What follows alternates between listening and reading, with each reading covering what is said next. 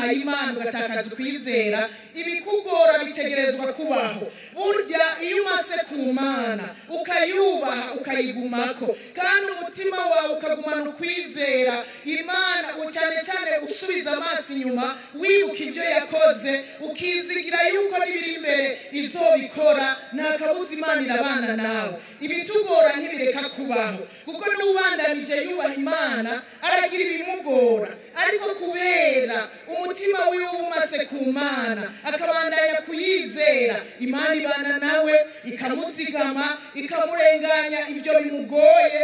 Mu yandi majambo ababizeye Imana batayitaye aho kwidodomba barasenga Imana, babibwira Imana. Nico kidukwiriye twebwe twese nk'abarundi, kugira ngo iyo tubonye ibitugoye mu rugendo ibigorana ntibibura by'ukuri. Ibigora ntibibura, murabizi mu rugendo hari igihe umuntu anyotegwa, mu rugendo umuntu arasonza, hari igihe umuntu atsitara, hari abagwarira mu nzira. Ibigora mu rugendo ntibibura, ariko ikidukwiriye mu rugendo tugendane n'Imana, mu rugendo tubandanye kwizera Imana yuko iyatanguranye urugendo natwe, iyatubwiye ngo haguruka mugende, iyagiye ituzigama mu rugendo rwa mbere. Ababisirayeli urugendo rwa mbere Imana yabanye nabo. Ikintu cya mbere bari bakwiye kwibuka bakizera Imana kwari ukuntu yabaja ku kijisho kiyaga gitukura, ariko mu kanya gatoya baravyibagiye. Icyatumye bidodomba baranibagiye ivy'Imana yakoze. Kwibagira kuragahera mu Barundi, Imana idufashe. Mu bagumyabanga Imana idufashe. Kwibagira ivy'Imana yakoze biragahera, bituma umuntu agize akagorane na gatoya aca yidodomba, akabona ngo biracitse, akabona ngo karabaye. Imyidodombo nayo nta kindi ivyura uburake bw'Imana. Imana idufashe cyane kandi idushoboze, iturinde kwidodomba. Aho kwidodomba tuzoze turahindukirira Imana tuyibwira ibitugoye. Naho woba ku giti cyawe ukagira ibikugoye, ntuze widoge, ntuze widodombe, ariko urahindukirira Imana uyibwire, izoba hafi yawe ikugwanire, ikugirire neza.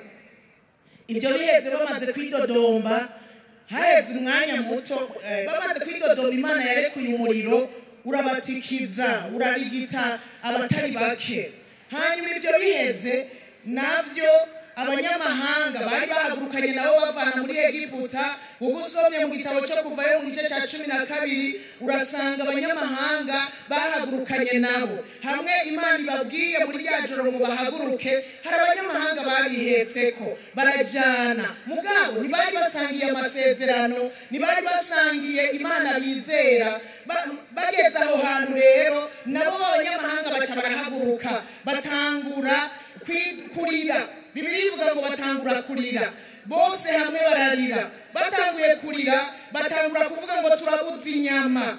N'Abisirayeli nabo baca barabandukiza. Burya ugendanye n'abantu bataribo, abantu batazi n'amasezerano Imana yadusezeraniye ku gihugu, abantu batazi n'icyo Imana ivuga, barakwandukiza. Kwidodomba ugasanga biragukwegeye. N'Abisirayeli barandukirwa nabo batangura kurira. Ca mwibaza abantu bangana nk'Abisirayeli uko bangana, hanyuma nabo abanyamahanga babaherekeje batanguye kurira bose hamwe, abagabo, abagore, abasore n'inkumi n'abana batangura kurira ngo mbere turabuze inyama, turabuze inyama. Ari bose bakoma induru. Nimwiyumvire umuntu wese yishire mu kibanza cya Mose. Mose ukuntu yamerewe abona abantu bose barira, abagabo n'abagore barira, byari ibintu biteye ubwoba.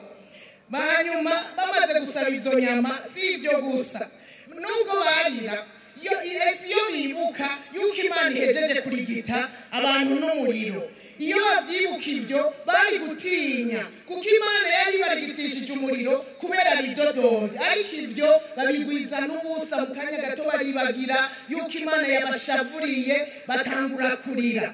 Hanyuma bahejeje kurira basubiza amaso inyuma, batangura kuvuga ngo tuributse konkombre twarya muri Egiputa, tuributse amapasteke, tuributse amapapayi, tuributse ibitunguru vy'ipwaro, ibitunguru sumu, ibitunguru vy'amateke. Baradondagura ubwoko bwose bw'ibitunguru, nimba ibitunguru bimara inzara ntavyo nzi, ariko baravyibutse baja mu byo kwibuka ibitunguru n'ibiki ngo barira muri Egiputa. Inyuma y'izo nyama, inyuma yo gusaba inyama, baja mu byo kuvyibuka.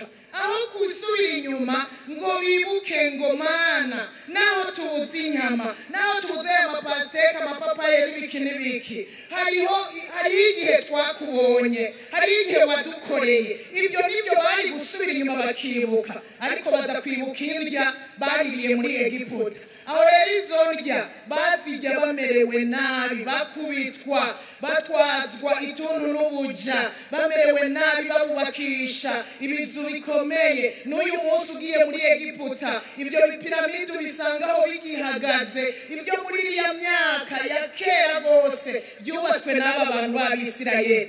Baramerewe nabi, abantu barahapfiriye mu budongo, bakata udongo kugira bubake ibyo bintu, ariko bataha bakarya izo nyama, bataha bakarya pasteke nayo mapapayi, ariko babirya bagowe. Muri icyo gihe rero Imana yamaze kubajabutsa, iriko ibajana heza, bakirindiriye kuhashika. N'aya marira n'iyi myidodombo. Imana idutabare, aho kwibuka ibyo kumbure wariye kera, aho kwibuka kubera icubuzo no munsi ugatangura kwibuka ngo kera twari tubifise, ngo kandi bigwiye, ngo kera vyagenda ukoya. Nimuze twibuka Imana yatugiriye neza ikadutabara mu myaka irenganye. Nimuze twibuka Imana yagwaniye Uburundi n'Abarundi. Tureke kwidodomba, kuko kwidodomba nta na kimwe bitwungura. Kwidodomba ntibiduha ivyo tubuze, kwidodomba ntibishobora kuguha amafaranga ubuze. Kurira naho worira ugahera mu gatondo ugatinda ugasarara, ntibishobora guca biguha ivyo uri kurasaba. Haba namba, burya ibyo dukeneye byose biri muri Yesu. Umugani w'umuririmbyi araho, ibyo dukeneye byose biri mu Mana Data wa twese. Nico gituma umunyabwenge iyo afise icabuze ahindukirira Imana ati niwe ufise byose, kanatsinda niwe wabiremye, niwe ushobora guhindura gukora ibirengeye ibyo shobora kwibaza, niwe ushobora no kurema ibidahari ukabizana ku bwanje, ukabizana ku bwacu. Umunyabwenge ahindukirira Imana iyo afise icabuze. Batangura mu nyuma zaho batangura gusuzugura rero na manu bari ko bararya. Manu Imana yabahaye mu bugaragwa, batagira ivyo kurya ibamanurira indya zivuye mu ijuru. Kandi dusomye muri Bibiliya urumva ko manu yari iryoshe, ngo yari isosa, ngo imeze nk'amavuta ya elayo, ngo iryoshe. Kandi abahinga bavuga ko iyi manu yarimwe amavitamine yose Imana yugariyemwo n'ama elemani nutritif yose bashobora gukenera, ngo Imana yarabirunze muri iyi manu. Batangura kwidoga ngo kwanza iratuduhiye, kwanza birabishe. Nagira ndababwire yuko iyo abantu basubiye inyuma bagaheba Imana nivyo bari bafise, batangura kubigaya ngo nta kintu dufise, ngo mu Burundi turagaragara nta kintu na kimwe dufise. Oya, hariho ivyo dufise. Nubwo vyogenda gute hariho ivyo dufise, kandi nico gituma tukiriho tugihumeka imwemu z'abazima, kubera hariho ivyo dufise. Kandi iyo umuntu yataye Imana agatakaza ukwizera, nta kintu gisubira kumubumba. Ibintu vyose abibona ko ari ubusa, ibintu vyose abibona ko atakimazi bifise. Ese icompa tukaguma ku Mana, tukagumbira iyo Mana yatugiriye neza ibiheta-ngabo kenshi, hanyuma ivyo dufise bikatubumba, ibyo dufise bikaduhaza, ibyo dufise tukagenda tubishima. Ushimye niwe yongegwa. Nitwanezerererwa ibyo dufise muri kino gihugu, tugashima ibyo dufise. Twejeje ibigori tugashima, ibiharage vyera tugashima, imyumbati yera tugashima, n'ibiraya n'ibindi tugashima, n'ibindi Imana izogendera bitwongera. Uko bukeye uko bwije tuzoyibona nta kabuza, kuko abashima barongegwa. Imyidodombo rero y'Abisirayeli iragahera. Yakwegeye umurongozi wabo Mose, nawe nyene biragaruka bimutera aza asanga yandukiwe no kwidodomba. Imyidodombo irandukira, ibica biramukwega kubera ishavu Imana yarashavuye, hanyuma na Mose arababara, hanyuma atangura kwidodomba ngo ni kubera ikiga Mana ungirira nabi gutya, nigiki gitumye nagirirwa kagongo imbere yawe ukandemeka umutwaro w'aba bantu bose. Bunyanagira ndababwire, uburongozi buraremera, uburongozi buraremera cyane cyane iyo uri kurarongora abantu bidodomba, iyo uri kurarongora abantu barira, biraremera. Mose yararemerewe, abibona nk'umutwaro ukomeye, kandi aho rero Mose nubwo yaremerewe, niwe Imana niyo yari yamuhamagaye. Mose aremezwa neza ko Imana ari imuhamagaye muri cya gisaka cya kumuriro. Usomye hariya mu Kuvayo niho havuga mu gice cya 3, mu gisaka cya kumuriro hamwe yegera, n'Imana yamubwiye ngo numvise ugutaka, numva amaborogo y'abantu banje, haguruka ugende ubakure mu gihugu cya Egiputa ubajane mu gihugu cy'isezerano nzokwereka. Yarazi neza ko ari Imana yamuhamagaye, ariko atangura kwidoga kubera kundemeka umutwaro ungana uku, kubera amaborogo yabona mu bantu, imyidodombo bimutera na wenyene gusanga yaremerewe cyane, byamubereye umutwaro ukomeye. Aravuga ngo mbega ni jewe nasamye inda y'aba bantu. Aho murumva ko yarageze kure, yarafise umubabaro udasanzwe. Mbega ni jewe nasamye inda y'aba bantu, ni jewe nabavyaye, kumbarira ngo nindabakikire mu gikiriza nk'uko umurezi akikira umwana yonka, ngo ndabajane mu gihugu warahiye basekuruza kuzokibaha. Yarafise umubabaro udasanzwe. Urumva ko kwari ukwidodomba imbere y'Imana, yavyandukijwe n'abarongoye, bamukwegera nawe gusanga yidodomvye. Muri uwo mwanya nawe nyene asa n'ukumenga atakaje ukwizera, muri uwo mwanya nawe nyene asa n'ukabonye ko bigoye, umengo ntazoshobora gushikana abantu buhoraho mu gihugu cy'isezerano. Ariko yarabitewe n'iki gihugu cyose yararongoye, aba bantu yararongoye, gushika habwira Imana ngo ndapfa umunyica. Murumva ko byari bikomeye, ngo ndapfa umunyica. Uraza umuntu gushika hagera havuga nopfuma mpfa, aho ko ndongora aba bantu, aho ko aba bantu mbandanya kuba umurongozi wabo, nopfuma mpfa. Murumva ko byari bikomeye, murumva ko byari bimugeza ahantu. Imana idutabara Barundi, idutabare kwidodomba nituzosange byakwegeye abaturongoye. Imana iramwumviriza, irumva ko ababaye by'ukuri, ikiramubarira gutoranya abantu 70 babakuru kandi babarongozi, kugira ngo abazane imbere y'ihema abahagaraneho nawe. Aba bantu rero nagiye kwibuka sanga ni babandi, aba bantu babakuru, no kuvuga bakuze, ariko kandi babarongozi. Nagiye gusanga ari babandi yari yashizeho muri cya gihe sebukwe Yetiro yamuhanura gushiraho abarongoye 100, 150, 10. N'aba barongozi yari yashizeho. Aba barongozi rero aramubwira ngo nanje mpava manuka mbonanireyo nawe, nabiri mwemu kuri wewe ndayibashireko nabo, kugira ngo bazofatanye nawe uwo mutwaro w'abantu, ureke kugenda ureruye wenyene. Aya majambo nayasomye nagiye gusanga kumbe vy'ukuri babarongozi nubwo yabashizeho ngo bamufashe kurongora 100 nubwo yabashizeho, yarabashizeho mugabo usomye neza nibigeze bamufasha mu burongozi, nibigeze bamufasha guhwamika abantu, nibigeze bamufasha guhanura abantu, nibigeze. Imana yararavye isanga umutima uri muri Mose babantu ntawo bafise, hanyuma isanga nibigeze bamushigikira. Umuntu arashobora kwibaza ngo arikaragenda imigwi mito irikira mushigikira,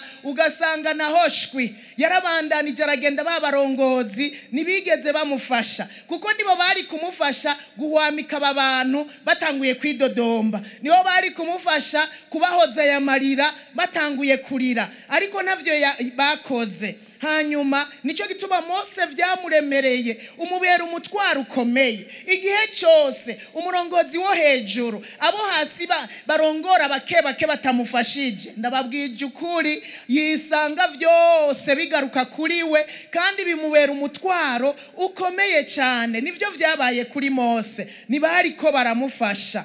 Ariko Mose ari umuntu umwe navyo yarashoboye. Byari bikwiriye abandi benshi bashwara mu bantu bakababwira amajambo yo kubakomeza. Mu Burundi turakeneye abari kwiyimwemu y'Uhoraho bashwara mu bantu bababwira amajambo yo kubakomeza. Ikindi bari bakeneye abababwira amajambo yo kubahanura. Uvugishwa n'Imana avuga amajambo ahanura, kubera bari bataye umurongo. Batimana barayibagira, bibagira ivyo yakoze. Bari bakwiye umuntu abahanura yuko bakwiye kugaruka kuhoraho. Bari bakwiye umuntu abahanura yuko badakwiye kwidodomba ahubwo bakwiye gusenga Imana. Bari bakwiye umuntu abahanura yuko kurira kutazana solution, ariko ikizana inyishu ari ukwegera Imana ukayibwira ibikubabaje, ibikuruhije, hanyuma ukaronka inyishu y'ibibazo vyawe. Haleluya. Hari hakwiriye abantu bababwira amajambo yo kubirura. Buryo umuntu ababaye arabakwiye amajambo yo kumwirura. Umuntu agandaye abakwiye amajambo yo kumwirura. Ababisirayeli uretse no kubabara bari bagandaye, na bene wabo bari bapfuye bamazwe n'umuriro. Abandi bari bagiye barapfira mu bugaragwa. Bari bafise umubabaro udasanzwe kubera ivyagenda bibabako, ivyagenda bibashikira. Ariko ndabibutse yuko vyabashikira kubera bataye Imana. Rero bari bakwiye umuntu ashobora kubirura. Iyi mwemu y'Uhoraho, uyu mwemu yera abe muri twebwe, abantu bagwire buzuye iyi mwemu yo gukomezanya, iyi mwemu yo guhanura, iyi mwemu yo kwirura. Burya abahanuzi bavuga ibinyuranye n'ivyo, bavugira abantu ivyo kubarandura imitima, babwira abantu ivyuko murapfuye, babarabi ibinyoma.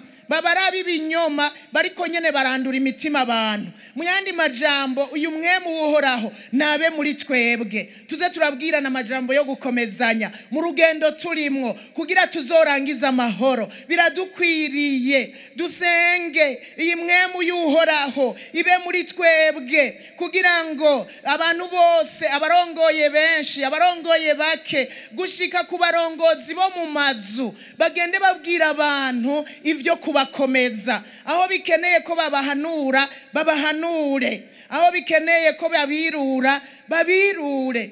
Na Pawulo yari umurongozi mwiza cyane, namwigiye ko gose. Pawulo yari umurongozi mwiza, ivyo yakora vyose n'ivyo yavuga vyose yirinda kugira umuntu asambuye kugira ngo ntamukomeretse. Yaravyirinda cyane. Mu cece ca kabiri yandikiye Abikorinto mu gice cya 10:8 niho yavuze amajambo akomeye, aravuga ngo kuko ububasha bwacu bw'umwami wacu yaduhaye kugira ngo tububake ntitubasambure, naho norushiriza kubwirata sinzomaramara. Pawulo yarazi yuko mu mwami muri Kristo Yesu yahawe ububasha, ariko ubwo bubasha si ubwo gusambura abantu, nubwo kububaka, nubwo kububaka, nubwo kubakomeza, nubwo kubahanura. Usomye mu gice cya 12 naho nyene ku murongo wa 19 yaravuze ngo uhereye kera mwiyumvira yuko tubiregurako imbere y'Imana no muri Kristo niho tuvugira. Ariko yemwe abo nkunda, byose tubivugiye kubakomeza. Ibintu byose yabivuga kugira ngo abakomeze, ababwiye amajambo niyo abafise intumbero yo kugira ngo abasambure, kwaba ari kugira ngo abakomeze. Aha rero yari karabibamenyesha kugira ngo niyo ababwira n'ijambo, nkuko hari igihe abarongozi batubwira ijambo ariko umuntu akumva ngo noneho baradusambuye. Haba namba. Na Pawulo yarabandikira makete kandi haraho yabakarira, ariko yari karababwira ngo ubu bubasha narabuhawe si ubwo kugira ndabasambura, ariko nubwo kugira ngo ngende ndabakomeza. Rero natwe biradusaba yuko tuza turabwirana amajambo yo gukomezanya, hanyuma yandikiye abaroma yababwiye ngo dukurikire iby'amahoro n'ibyo gukomezanya. Mu gice cya 14 umurongo wa 19 yari karabahanura dukurikira iby'amahoro n'ibyo gukomezanya, nidukurikira iby'abidodomba, nidukurikira iby'abarira barondera ibyo bakeneye mu kurira no kwidodomba, ariko reka dukurikira iby'amahoro, dukurikira ibyo gukomezanya. Duhuriye hanaka tuvugana iby'amahoro, tuvugana ibyo gukomezanya. Duhuriye mu nama kanaka tuvugana iby'amahoro, tuvugana ibyo gukomezanya. Mbere nitwahurira no mu manza tuvugana iby'amahoro, abari byo tuvugana igihe cyose be n'ibyo gukomezanya. Ndabizi neza bizogenda birema mu kwizera mu bacitse intege, bizogenda mu kwizera mu bantu babona umengo noneho nta byizigiro bagifise bya kazoza. Ibyizigiro bya kazoza birahari. Dukomezanye tubwirana ko imbere ari heza, dukomezanye tubwirana yuko Imana ishobora guhindura ibintu. Erega aba bantu bagumye mu Mana bakayizera nibo bashobora gukomezanya bakavuga bati ejo ni heza, kuko baba bizera yuko iyi Mana ishobora byose, n'ibidahari ishobora kubirema. Mbere bakibuka yuko ushobora kurarurarira hanyuma mu gatondo impundu zikavuga. Ibyo nivyo baganira aba bavugishwa n'Uhoraho, aba bantu bari kwimwe mu y'Uhoraho, nivyo baganira byo guterana intege, byo gukomezanya, nivyo baganira. Hageze rero ko duhanura, naho nyene no guhanura navyo nyene birakenewe. Ndibuka Pawulo abihanura Timoteyo yuko mu burongozi yaragiyemwo akwiye guhora gavye mu gihe gikwiye no mu kidakwiye. Nivyo yamuhanuye kubera yarazi yuko ashobora guhura n'ibimugerageza n'ingorane. Aramubwira ngo uhora ugavye mu gihe gikwiye no mu kidakwiye, uhane, wihanize, uhanure mu kwihangana kose no mu kwigisha kose. Biradukwiriye iyo duhanurana, duhanure twihanganye, duhanurane mu kwihangana kose. Uko ari igihe umuntu ahanura nawe agacagira ukwishavura igize. Oya, duhanure twihangana. Hanyuma si ibyo gusa, no mu guhanura hajemwo no kwigisha, kuko abantu baba bazimiye, baba batakaye, bataye umurongo. Mu kubahanura rero harajemwo no kwigisha. Bisigura ngo indongozi bakwiye kugwiza inyigisho. Iyo bumvise abantu bari mu myidodombo, iyo bumvise abantu bari mu marira, bakagwiza inyigisho, hakaba guhanura ariko harimwo n'inyigisho, kuko niho abantu bashobora gutahura hanyuma bagatuza, bakagira ivyizigiro, bakizera ko Imana hari ikigiye gukora. Nuko rero nitukidodombe, ariko ibyo dukeneye byose tubimenyesha Imana mu gusenga. Ibyo dukeneye byose tubimenyesha Imana mu gusenga. Nukuri nitwasenga hariho ivyizigiro ko Imana izogenda itugirira neza, wewe ku ruhande rwawe, ku rwego rw'igihugu, kuko nibigorana ku rwego rw'igihugu gusa. Hari igihe bikugora ku gatwe kawe, niwagira ibikugoye bibwira Imana. Nitwabona ibigoranye mu gihugu tubibwira Imana, irahari, irumva, irakora. Barundi twibuke ko Imana y'u Burundi ihari. Hari Imana y'u Burundi tabara, hari Imana y'Uburundi twabonye ukora. Tureke kuyizera. Hari ibihe twayizeye ariko uyu munsi ukamenga abantu ukwizera Imana vyaheze. Uyu munsi mu gatondo niho nibutse ukuntu twagize ukwizera ku kintu twahora dutinya cyane, dutinya gose, tubona ko ari kibazo c'agacamutwe, tubona ko ari ingorane, ikintu mbere umengo ntikizoshoboka. Uyu munsi kingarukamwo. Ndavuga nta Barundi kubera iki twizeye hamwe abasoda ba kera n'abashasha bavanganye, abapolisi ba kera n'abashasha bakavangana, kubera iki twizeye ko batazokatagurana mu ijoro, kubera iki twizeye yuko igisoda kizobaho kigakomera. Twaravyizeye kandi n'uyu munsi murabona ko byakomeye, birakomera, biragenda neza. Hari igihe twavyizeye, turatuza n'umwana wawe uramurungika araza gucangana na babandi baracangana na babandi, turavyizera. None nimubona ko vyakomeye, n'uyu munsi turakwiye kwizera. imana y'u Burundi ntiyahindutse, twebwe nitwe duhinduka ariko imana yo ntihinduka, nta n'igitutu igira cyo guhindagurika. Ni ya yindi yadukoreye biriya wa mwaka, yagiye dutabara, yakuzigamye mu ntambara, yakuzigamye muri vya vyago, yatutabaye muri za ntureka za 2015. Ntiyahindutse, n'ubu ni imana ishobora byose, n'ubu ni imana itabara, n'ubu ni imana ikiza, ni imana ishobora kuduha ibyo dukenye. Birashoboka, wewe usabwa kwizera gusa no kwitondera ibyagezwe nayo. Nuko imana yo mu ijuru iduhezagire. Dusenge kugira imwemu y'uhoraho ibe muri twebwe, tugende turemeshanya aho tugiye hose, dukomezanya, duhanurana, twirurana. Wumvise ugandaye, uwihebuye umuhanure, hanyuma unamuremeshe, umwirure.